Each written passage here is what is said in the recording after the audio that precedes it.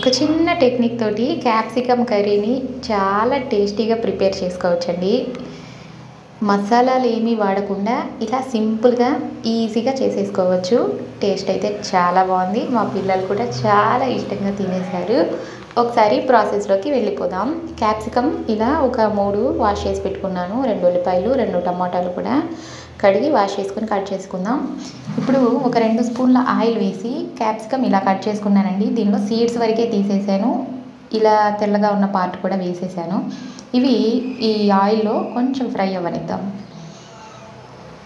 Capsicum first ఇలా fry చేసుకుంటే curry taste చాలా బాగుంటుంది. పచ్చిదనం అస్సలు రాదండి. ఇప్పుడు ఇవి పక్కకు తీసేసుకొని ఇదే కడాయిలో ఇంకో 2 స్పూన్ల ఆయిల్ వేసేసి పోపు గింజలు వేసేసి చాప్ చేసుకున్న చిన్నులపై ముక్కలు అలాగే అల్లం చిన్న ఇంచు చాప్ చేసుకొని వేసుకున్నాను.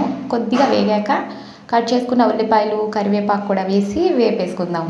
ఇది వేగిపోయింది కదా. చాప్ చేసుకున్న టమాటా ముక్కలు ఉప్పు పసుపు వేసి మగ్గించుకుందాం. ఇది సాఫ్ట్ అయిపోయింది కదా. టేస్ట్కి సరిపడా కారం వేసుకొని ఫ్రై చేసి పెట్టుకున్న క్యాప్సికమ్ ముక్కలు కూడా వేసేసి కర్రీ దగ్గర పడనిద్దాం.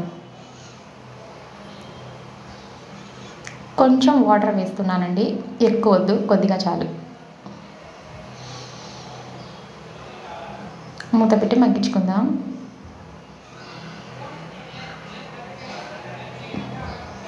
చూడండి క్యాప్సికమ్ మగ్గిపోయింది, సాఫ్ట్గా అయిపోయింది కదా. అంతే, యమ్మీ క్యాప్సికమ్ కర్రీ రెడీ.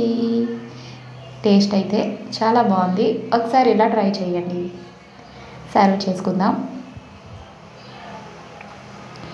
నా రెసిపీస్ మీకు నచ్చినట్టయితే లైక్ చేయండి. ఫర్ మోర్ వీడియోస్కై ఇంకా సబ్స్క్రైబ్ చేయని వాళ్ళు సబ్స్క్రైబ్ చేయండి. Thanks for watching.